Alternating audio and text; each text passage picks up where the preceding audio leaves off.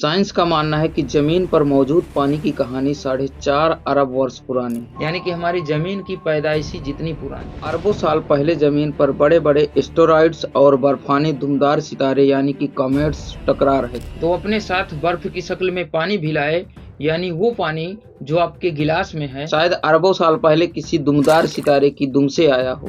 आज के अंदाजों के मुताबिक जमीन पर 1.4 बिलियन क्यूबिक किलोमीटर पानी मौजूद है। यही वो पानी है जो अरबों साल से एक ही निजाम में गर्दिश कर रहा है, बारिश बनकर दरिया और समुद्र में बहता है, वाष्प बनता है और फिर बादलों की शक्ल में वापस आता है। यानी कि हकीकत ये है कि पानी कभी भी नया नहीं बनता, वो सिर्फ एक चक्कर में घूम रहा है। क्या आप जानते हैं कि दुनिया का तकरीबन 97% पानी नमकीन है, सिर्फ 3% ताजा पानी है और उनमें से सिर्फ 0.5% वो है जो इंसान इस्तेमाल कर सकते हैं। सोचे 7 अरब इंसान आधे फीसदी पानी पर जिंदा हैं और डरने की बात यह है कि यह 0.5% भी खत्म होता जा रहा है। The global supply of fresh water is drying up. Water is disappearing everywhere. We've taken more than our fair share by draining aquifers and entire seas. यह कोई फिल्मी सीन नहीं बल्कि ये हकीकत है जो दिल्ली से लेकर कैप टाउन, कराची से लेकर मैक्सिको सिटी तक हर जगह हमारे सामने खड़ी है। पानी जिसके बगैर हम सिर्फ 3 दिन जिंदा रह सकते हैं, लेकिन अब पानी नीला सोना बन चुका और इस पर जंगें शुरू होने वाली हैं। Barricaded roads with rocks and burning tires. This is over water shortages. Campaigners were protesting against the construction of reservoirs. They claimed that the project would limit locals' access to water. दुनिया भर में पानी की कमी एक तेजी से बढ़ता हुआ संकट है। यूजन के मुताबिक सन 2050 तक दुनिया की आधी आबादी पानी की किल्लत का शिकार होगी। जैसे कि क्लाइमेट चेंज, बारिश का कम होना, बर्फ का पिघलना और आबादी में बढ़ोतरी इस संकट को और संगीन बना रहा है। पानी सिर्फ हमारी प्यास ही नहीं बुझाता, यह एग्रीकल्चर एनर्जी इकोनॉमी की बुनियाद है, लेकिन जब यह अनमोल होने लगता है तो सिर्फ प्यास ही नहीं बढ़ती, दुनिया में कंगाली बढ़ती है, बीमारियां फैलती हैं। हम समझते हैं कि पानी कभी खत्म नहीं होगा, मगर हकीकत ये है कि दुनिया के सबसे बड़े शहरों में जहां करोड़ों लोग रहते हैं आज प्यास के किनारे खड़े हैं। दक्षिण अफ्रीका का शहर कैप टाउन सन 2018 में दुनिया की ध्यान का मुख्य केंद्र बना। ये वो वक्त था जब शहर ने ऐलान किया कि वो डे 0 के करीब है, यानी कि वो दिन जब सरकारी तौर पर शहर के नलकों से पानी आना बंद कर दिया जाएगा और शहर को फौज के जरिए तकसीम होने वाली एक लिमिटेड क्वांटिटी मिलेगी। जरा सोचे 20 लाख आबादी वाला शहर जहां लोग कपड़ा धोने या हाथ धोने के लिए सोचें कि पानी जाया ना हो। हजारों खानदान सिर्फ 25 लीटर पानी पर पूरा दिन गुजारने पर मजबूर हो गए। ये वो दिन था जिसने दुनिया को खबरदार कर दिया। Sao Paulo, Melbourne, Jakarta, London, Beijing, Istanbul, Tokyo, Bangalore, Barcelona and Mexico City will all face their own day 0 in the next few. ये कोई कहानी नहीं बल्कि हकीकत है। अब जरा चलते हैं इंडिया के शहर चेन्नई की तरफ। 2019 में चेन्नई पानी की भीषण किल्लत का शिकार हुआ। This is Chennai's water crisis. The result of 2 years when monsoon rains have failed. लोग घंटों पानी के टैंकरों के पीछे लाइनों में खड़े रहते ताकि एक बाल्टी पानी मिल सके। टैंकरों से पानी की चोरी होती, पानी लेते समय लोगों में लड़ाई झगड़े होने लगे। आबादी का दबाव, बारिश के पानी का प्रयोग न करना और जमीन के नीचे से निकलने वाले पानी का हद से ज्यादा दुरुपयोग करना, ये सब मिलकर चेन्नई को दुनिया के सबसे बड़े प्यासे शहरों में शामिल कर देते। यही नहीं, इंडिया के कई दूसरे बड़े शहर भी इस खतरे की कगार में हैं। नीति आयोग की एक रिपोर्ट के मुताबिक दिल्ली समेत इंडिया के 21 बड़े शहर 2030 तक जमीन के नीचे मौजूद पानी खत्म कर देंगे। दिल्ली में लाखों लोग टैंकरों और बोरिंग पर गुजर बसर करते, लेकिन मसला ये है कि दिल्ली की आबादी तेजी से बढ़ रही है, जबकि जमुना नदी का पानी प्रदूषण की चरम सीमा तक पहुँच गया है। शहर के नलकों में आने वाला पानी अक्सर दूषित पाया जाता है। अब चलते हैं अमेरिका के प्रसिद्ध बड़े शहर मैक्सिको सिटी की तरफ। यह दुनिया के सबसे बड़े शहरों में से एक है, लेकिन इसकी जमीन के नीचे मौजूद पानी तेजी से खत्म हो रहा है। Mexico City has faced water shortages for years, but never like this. Most, if not all, of its key reservoirs are less than a third full. Mexico City was nearing a day 0.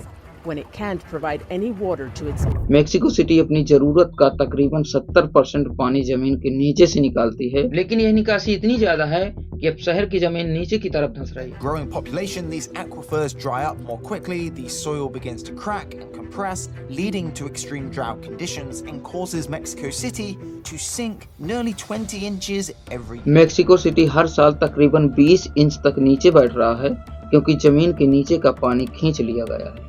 ये ऐसा होता है जैसे आप खाली गिलास से बार बार पानी पीने की कोशिश करें, आखिरकार वो गिलास टूट भी सकता है। यहाँ के लाखों लोग रोजाना पानी के लिए तरसते हैं, जबकि सरकार को दूर दराज इलाके से पानी लाकर महंगे इंफ्रास्ट्रक्चर पर खर्च करना पड़ता है। मैक्सिको सिटी इसका जीता जागता सबूत है कि अगर हमने जरे से जमीन के पानी को बेदर्दी से इस्तेमाल किया तो शहर आहिस्ता आहिस्ता खुद अपने वजन के तले धंस सकता है। वर्ल्ड बैंक, WWF और UN के मुताबिक यदि दुनिया ने तुरंत कदम नहीं उठाए तो पानी की कमी वैश्विक अर्थव्यवस्था को भी नष्ट कर देगी। कृषि उत्पादन घट जाएगा, उद्योग ठप हो जाएंगे और विस्थापन की ऐसी लहर उठेगी जो कि दुनिया का नक्शा तक बदल सकती है। सोचो, अगर एक शहर पानी के लिए नाकाम हो जाए तो लाखों लोग दूसरे इलाके की तरफ जाएंगे, फिर वहां पर पहले से बसे लोग अपने संसाधनों को बचाने के लिए लड़ेंगे। यानी कि संकट सिर्फ पानी का नहीं होगा, बल्कि सामाजिक संघर्ष, राजनीतिक अस्थिरता और गृह युद्ध का भी होगा। यह सब सुनकर आप सोच रहे होंगे, क्या हमारे पास इसका कोई हल है?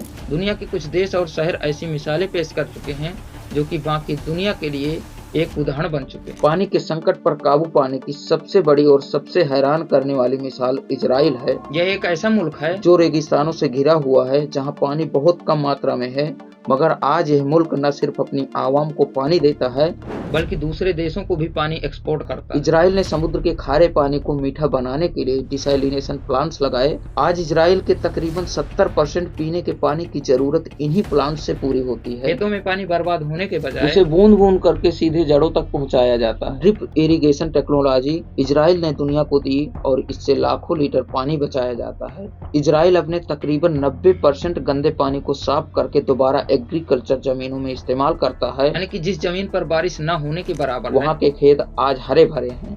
सिंगापुर एक छोटा सा द्वीप राष्ट्र है जिसके पास न बड़े नदी है, न नाले हैं और न ही विशाल जल संग्रहण स्थल है, लेकिन आज ये दुनिया के सबसे कामयाब वाटर मैनेजमेंट में एक कमाली। सिंगापुर ने अपनी जरूरत के लिए एक क्रांतिकारी उपाय बनाया है जिसे NE वाटर कहा जाता है। यह एक ऐसी टेक्नोलॉजी है जिसमें गंदे पानी को इतना साफ किया जाता है वो दोबारा पीने के काबिल बन जाए। जो पानी हम आमतौर पर बर्बाद कर देते हैं, सिंगापुर उसे दोबारा कीमती दौलत में बदल देता है। साथ ही सिंगापुर ने बारिश का पानी जमा करने के लिए अत्याधुनिक जल भंडार बनाए हैं और जनता के बीच पानी की बचत सुनिश्चित करने के लिए कड़े नियम लागू किए हैं। आज सिंगापुर पानी के मामले में इतना आत्मनिर्भर हो चुका है, उसे अन्य देशों पर निर्भर रहने की आवश्यकता नहीं। ऑस्ट्रेलिया भी दुनिया के सबसे शुष्क महाद्वीपों में से एक है। विशेषकर मेलबर्न और पर्थ जैसे शहरों में कई बार पानी की गंभीर कमी का सामना किया है, मगर ऑस्ट्रेलिया ने पानी बचाने के लिए बड़े बड़े कदम उठाए। घरों में जल मीटर लगाए और कठोर नियम बनाए कि प्रत्येक परिवार कितना पानी उपयोग कर सकता है। बड़े पैमाने पर समुद्री जल को मीठा बनाने के लिए प्लांट्स स्थापित किए गए। पानी की बर्बादी पर भारी जुर्माने लगाए गए। इसी कारण बार बार आने वाले सूखे के बावजूद ऑस्ट्रेलिया तबाह नहीं हुआ, बल्कि एक सुदृढ़ और दूरदर्शी नीति के साथ खड़ा रहा। आपने देखा कि यदि इजराइल जैसा शुष्क देश, सिंगापुर जैसा छोटा द्वीप या ऑस्ट्रेलिया जैसा रेगिस्तानी महाद्वीप पानी पर नियंत्रण पा सकते हैं तो बाकी दुनिया क्यों नहीं। असल मसला ये है कि क्या हमारे पास वैसी ही राजनीतिक इच्छा शक्ति है, क्या हम अपनी आदतें सुधारने के लिए तैयार हैं। ये सफल एग्जाम्पल्स हमें बताते हैं कि अंधेरा कितना भी गहरा क्यों ना हो, उम्मीद की किरण हमेशा मौजूद रहती है। फर्क सिर्फ इतना है कि उस किरण को हम संभालते हैं या अपने हाथ से बुझा देते हैं। हम अक्सर समझते हैं कि पानी का संकट सिर्फ सरकारों या बड़े प्रोजेक्ट्स या फिर अंतर्राष्ट्रीय संस्थाओं का विषय है, पर सच यह है कि